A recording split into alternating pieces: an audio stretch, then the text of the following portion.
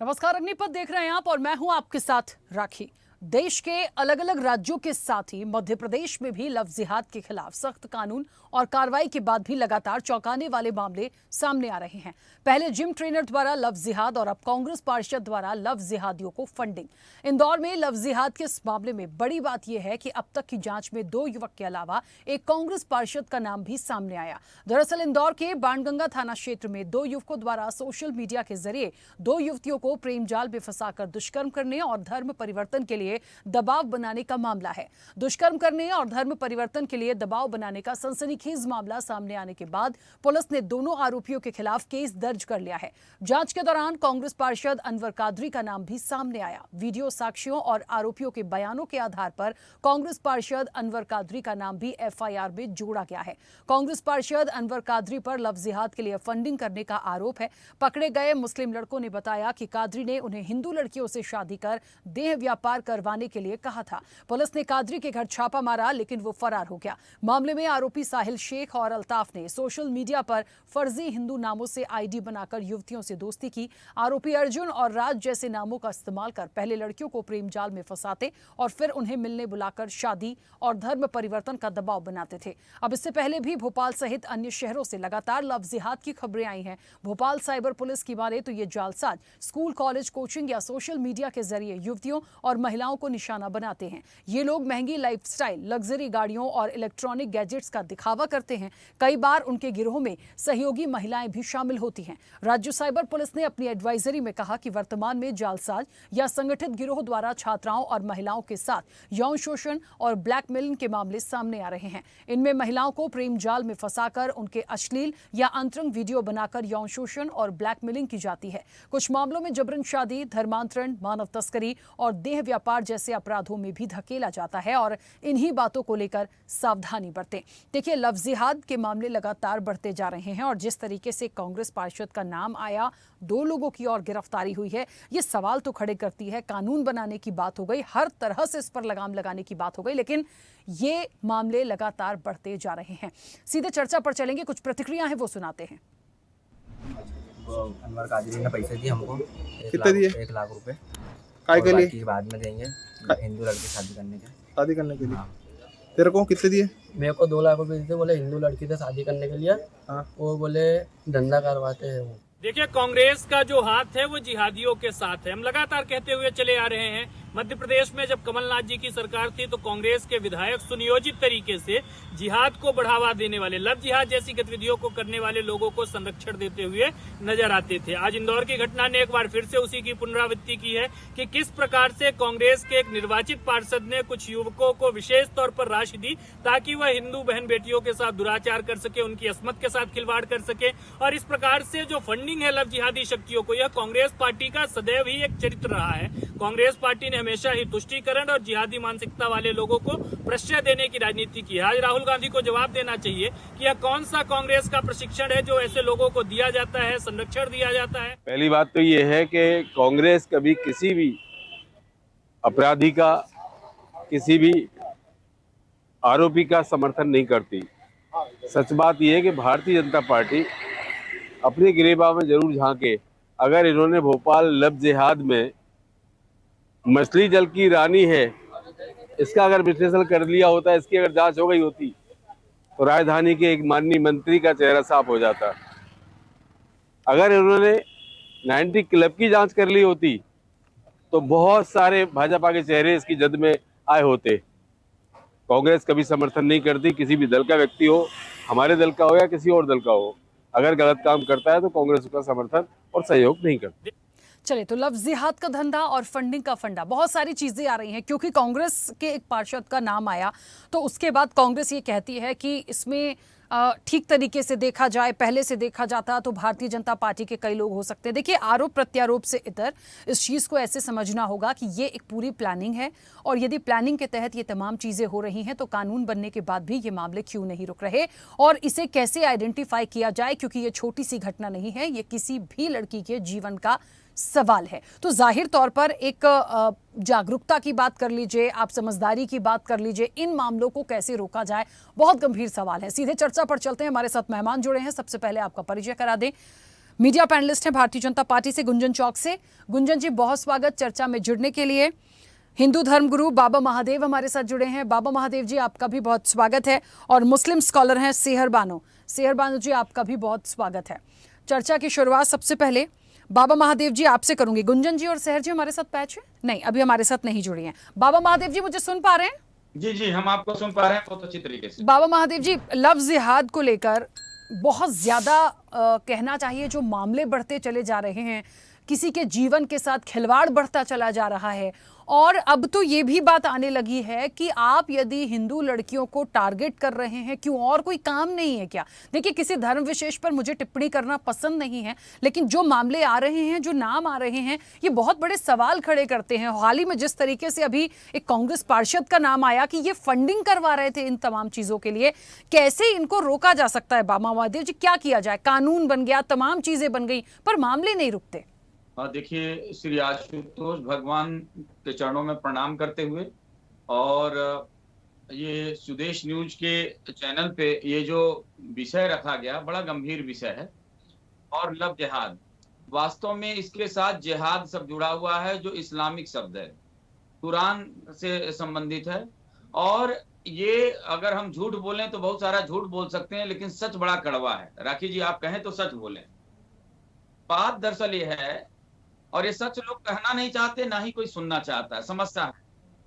आज Islamic scholar, विद्वान इस बात को कहते हैं कि एक तरफ कोई मूर्ति तोड़ रहा है और एक तरफ कोई रेप कर रहा है, तो मतलब रेप करना कठिन है, तो रेप करना बहुत कोई। तात्पर्य, कुरान ऐसी शिक्षाएं देता है कि जब आप किसी भी व्यक्ति को मुसलमान बनाते हैं तो बहुत बड़ा सवाब पाते हैं, बहुत बड़ा पुण्य पाते हैं। 72 हूरें मिलती हैं, और मतलब 130 फीट के हूरें मिलती हैं। 70,000 कपड़े पहन ले तो भी पिंडलियों से उसका गूदा नजर आता है। क्या क्या शराब की नदियां होती हैं, गिलमे मिलते हैं, क्या क्या इतने सब जो बाग उसको दिखा दिए जाते हैं, और इस्लाम के नाम पे, उसको मजहब के नाम पे, कि वह जिहाद करने को आतुर होता है। आज अगर हम देखें, हजारों हजार घटनाएं हैं भारत के अंदर, चल रही हैं, चलती रहेंगी। इसको इस तरह से रोका ही नहीं जा सकता, क्योंकि मदरसों में निरंतर यही शिक्षा दी जा रही है, और इस शिक्षा के जो दुष्परिणाम है वो हमें देखने को मिल रहे हैं। इस कुरान में मूर्ति पूजकों को काफिर कहा जाता है, और उनको मुशरिक कहा जाता है, उन्हें मार दो, उनका धर्म परिवर्तन। 4 चीजें इस्लाम में कही जाती हैं। पहला कि अलतकिया, कि मतलब ये कहो कि भाई तुम्हारा भी खून का रंग लाल है, हमारा भी खून का रंग लाल है, ये है वो है, इस प्रकार से। फिर दूसरा चीज है दाई, कि तेरा ईश्वर बहुत हल्का, हमारा बहुत ऊंचा, यह प्रकार से। फिर उसके पश्चात जिहाद आता है, कि आप किसी भी तरह से उसको मार काट के इस्लाम स्वीकार करो। नहीं करता तो उसको कुछ भी आप सजा, जान से मार सकते हैं, रेप कर सकते हैं, कुछ भी कर सकते हैं, सब जायज है इस्लाम में। और चौथा चीज है कि अगर फिर भी नहीं मानता है, अगर फिर भी करना चाहता है तो कर दे, जजिया दे, और तब जाके वो अपने धर्म के पूजा पाठ कर सके। तो इन शिक्षाओं से प्रेरित है जो व्यक्ति जिहाद कर रहा है। पूरे ऑल इंडिया में, पूरे वर्ल्ड के अंदर, इंग्लैंड में परेशान है लोग, कनाडा में परेशान है लोग, अमेरिका के अंदर घटनाएं घट रही हैं, ऑस्ट्रेलिया में, जर्मन में, ऐसा कोई देश नहीं जहां मुस्लिम है और वहां ये काम नहीं हो रहा। और ये ऐसा क्यों हो रहा है? क्योंकि सबका जड़ कुरान है, इस्लाम की गलत शिक्षाएं हैं। मुझे नहीं लगता कि मोहम्मद साहब ने ऐसी कोई शिक्षा दी होगी, क्योंकि उनके बहुत समय जाने के पश्चात कुरान को इंप्लीमेंट किया गया खलीफाओं द्वारा पूरे विश्व पर कब्जा करने का। ये कोई धर्म नहीं है, ईश्वर नहीं, ये एक तरह से पूरे विश्व पर कब्जा करने का हिंसात्मक एक संदेश है, और पूरे विश्व पर इस पर करने के लिए ही शिक्षा दी जाती है। और इस तरह से अगर भारत में बंद करना चाहते हैं लव जिहाद, तो इस मदरसों को बंद करना पड़ेगा, कुरान को बैन करना पड़ेगा, क्योंकि कुरान ही वो जड़ है कि जिस कारण से वो गलत शिक्षाएं हो रही हैं और हो रहा है। यही सच्चाई है। हम कह रहे हैं किसी का मजहब का खिलाफ, अरे किसी के मजहब में, किसी के अल्लाह अगर ये कह रहे हैं हिंदुओं को मार दो, तो ऐसे किताब को जला दो। ऐसा किताब मुझे नहीं चाहिए जहां, जिस किताब में हिंदुओं को बेटियों का बलात्कार करना लिखा जाता है, जहां पे कहा जाता है कि मूर्ति पूजकों को बांध डालो। और बांग्लादेश में यही हुआ, छोटी छोटी बच्चियों का आंख निकाल लो, उनके स्तन काट दो, उनकी जीवा काट दो, उनको खून बहा दो, उनकी हत्या कर दो और रेडिकल इस्लाम फैला दो। ऐसे कुरान को जला दो, ऐसे अल्लाह को जला दो जो हिंदुओं को मारने के और मूर्ति पूजकों को मारने की बात करती है। नहीं चाहिए हमें ऐसा कुरान, ऐसा अल्लाह जो जीवों की हत्या करना सिखाता है और हमारी बहनों का इज्जत सम्मान अस्मिता लूटने को कहता है। ऐसे इस्लाम से तौबा है, निकाल के बहा दो। और जब तक यहाँ इस्लाम रहेगा ये चलता होगा। सरकार को इस पर कड़ी कार्रवाई करनी होगी। झूठ बहुत बोलेंगे, अभी लोग बैठे रहेंगे, बहुत सारा झूठ बोलेंगे, बहुत सारा बकवास करेंगे, क्योंकि उनके पास यही कहने को है। लेकिन सच्चाई यही है, कड़वी है मगर यही सच्चाई है। इसके लिए फंडिंग हो रहा है, लोगों को पैसे मिल रहे हैं, हिंदू बेटियों का कत्ल कर करके फ्रिजों में भरा जा रहा है 100-100 टुकड़े में। और एक बात और, सरकार की तरफ से जितने लोग पकड़े जा रहे हैं उनके पीछे कितने लोग हैं, उनकी ब्रेन मैपिंग नहीं की जा रही है, नार्को टेस्ट नहीं किया जा रहा है, सही कार्रवाई नहीं की जा रही। नहीं तो एक एक के पीछे 10-10, 50-50 लोग निकले और सबको फांसी दो, सबको कड़ी से कड़ी कार्रवाई करो, तब जाके रुकेगा। और ऐसे जिस प्रकार से पोलाइटली जो हमारे वहां बागड़ बिल्ली वाला जो कानून है, जिसमें आप हमारे सुप्रीम कोर्ट के लोग और एक एक जजों के अंदर घर में 600 करोड़ मिल रहे हैं, कैसे वो जाते हैं, वो इस प्रकार की बातें करते हैं और तब ये समस्या होती है। इसलिए हमें कड़ी कार्रवाई करनी पड़ेगी, सरकार को इसको बहुत गंभीरता से लेना होगा। जय श्री राम, हर हर महादेव। वापस आऊंगी। गुंजन जी मुझे सुन पा रही हैं? जी गुंजन जी, लगातार मामले बढ़ते जा रहे हैं, कार्रवाई पहले भी की गई है, लगातार कार्रवाई की बात की जा रही है, इस तरह के मामलों को सामने लाया भी जा रहा है, धरपकड़ भी हो रही है, कानून भी बन चुका है, बावजूद इसके मामले नहीं रुक रहे। मतलब ये जो हिम्मत है या ये जो साजिश है, ये जो प्लानिंग्स है हिंदू लड़कियों के लिए, ये बहुत गंभीर विषय है। कैसे इसको रोकें? ये एक बहुत बड़ी चुनौती जैसा भी है। देखिए राखी जी, मैं चूंकि एक महिला हूँ, अधिवक्ता भी हूँ और एक पार्टी की प्रवक्ता हूँ, तो उस तीनों के रूप में अपनी बात इसलिए रख सकती हूँ कि ये मुद्दा सिर्फ राजनीति का मुद्दा नहीं है, ये समाज से जुड़ा एक बड़ा अहम मुद्दा है, बहुत संवेदनशील मुद्दा है और बहुत निंदनीय है। जिस तरह हमने देखा कि मध्य प्रदेश में धर्म के नाम पर लड़कियों के साथ जो एक गंभीर अपराध हो रहा है, लव जिहाद जैसा अपराध हो रहा है, ये डॉक्टर मोहन यादव जी की यहाँ सरकार है और उन्होंने कई बार मंचों से उन अपराधियों के लिए ये कड़ी चेतावनी दी है कि मध्य प्रदेश में इस तरीके के अपराध को हम पनपने नहीं देंगे। कड़ी से कड़ी कार्रवाई हो रही है, जैसे ही संज्ञान में आता है मैटर, उस पर FIR होती है, तत्काल रूप से अरेस्ट होता है और उस पर कड़ी कार्रवाई होती है। सरकार जो कानून बनाने का काम है, तो मध्य प्रदेश में बच्चियों के संबंध में सबसे कड़ा कानून अगर पूरे देश में कहीं है तो वो मध्य प्रदेश में है, जहां फांसी की भी सजा होती है। तो सरकार के जो दायित्व हैं, जैसे कि SIT का गठन होना, जैसे कि उन्होंने एक कमेटी बनाई हुई है जहां पे चीफ सेक्रेटरी और हमारे chief justice of Madhya Pradesh high court वहां पे मेंबर्स हैं, फास्ट ट्रैक कोर्ट का गठन होना, तो ये जो सरकारी चीजें हैं ये हो रही। लेकिन अब हमें जरूरत है समाज के बदलाव की भी। बहुत शर्मनाक है मुझे ये कहते हुए कि आप बताइए, 2 आरोपी जो लव जिहाद में पकड़ाए गए हैं इंदौर में, उन्होंने क्या खुलासा किया है कि कांग्रेस का पार्षद उनको फंडिंग कर रहा था, कांग्रेस का पार्षद उन्हें उकसा रहा था कि लड़कियों को, हिंदू लड़कियों को सिर्फ टारगेट किया जाए, उनका धर्मांतरण किया जाए, उनसे शादी की जाए, उनकी अस्मत लूटी जाए, उनको बर्बाद किया जाए। तो ये सोच क्या है?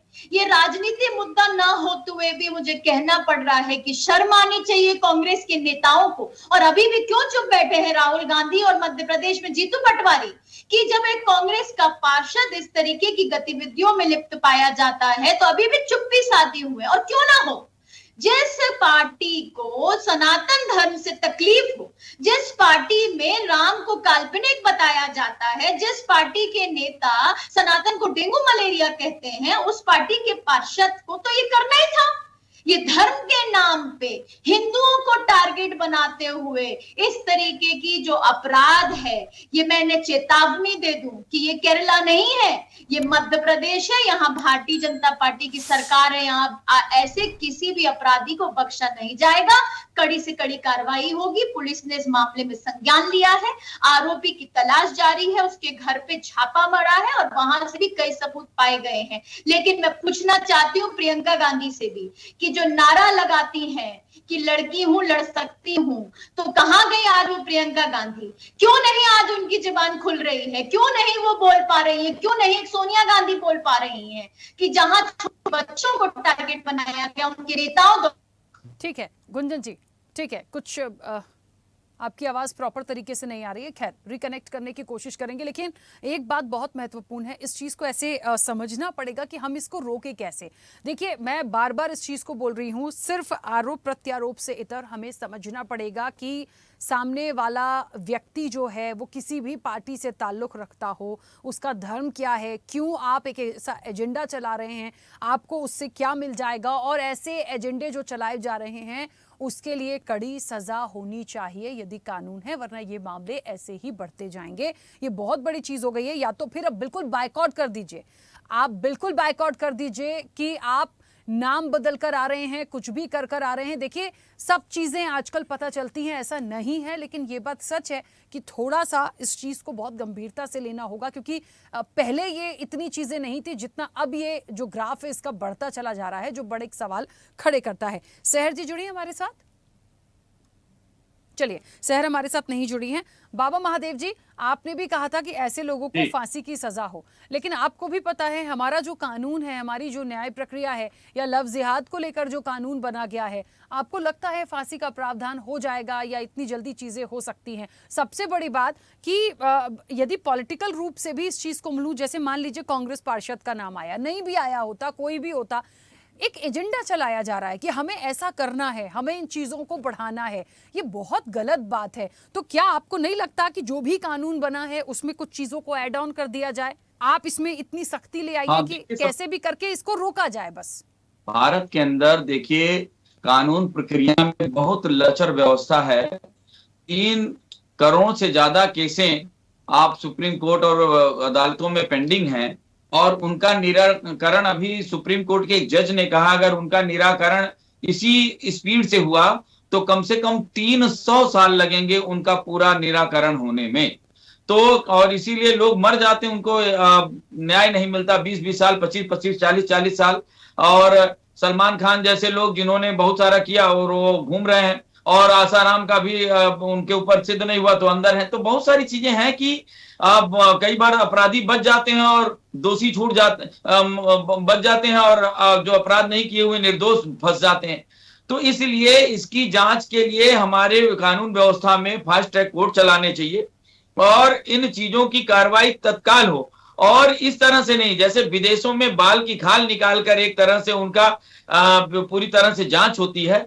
तो अब जांच प्रक्रिया को इतनी पारदर्शिता और इतनी सक्रियता के साथ, और इतना टाइट हो ये व्यवस्था, इतना शिकंजा कसा हो कि कोई भी अपराधी निकल ना सके, इसके लिए बहुत जबरदस्त जांच हो, सीबीआई लगे इसमें, और उसके पश्चात देश के एनआईए और एजेंसियां लगे, और उसको पूरा का पूरा कौन कौन इसके पीछे है, किसने भड़काया, किसने फंडिंग दी, कहां पे शिक्षा मिली, कहां से ये सपोले कहां से निकल रहे हैं, क्योंकि ये सपोले हैं, ये पूरी एक सिस्टम है, और एक इसको सोची समझी साजिश है। ये कोई अचानक घटना नहीं, और एक नहीं, 2 नहीं, हजारों, हजार, लाखों, आज 13 लाख लड़कियां जो है 3 साल में गायब हैं, औरतें गायब हैं हिंदू की, और ये सब हिंदू बच्चियां, बेटियां और बहनें हैं, औरतें हैं।